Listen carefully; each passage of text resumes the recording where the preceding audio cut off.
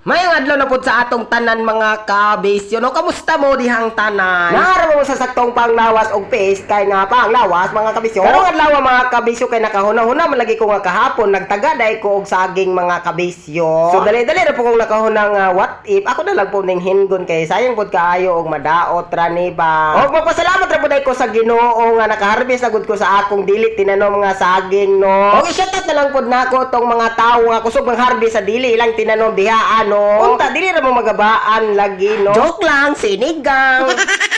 Og balik ta sa paghinog sa saging mga kabisyo no kay murag nawala naman ta ato. Pamagi ra dahil sa akong paghinog ani nga saging mga kabisyo kay ako ra dahil butangan og kalamunggay. Kay sa unang panahon man gud mga kabisyo wala pa man gud ang mga chemical nga ibutang sa saging nga para mahinog. Sa pagkatinud lang yun mga kabisyo dako na gyud kayo ang kausbanan sa una og karon mga kabisyo. Sige mga kabisyo gi-update ra niya muna ako og mahinog na ning atong gihinog nga saging pamaagi sa kalamunggay. Daghang kayong salamat sa pagtan-aw mga kabisyo.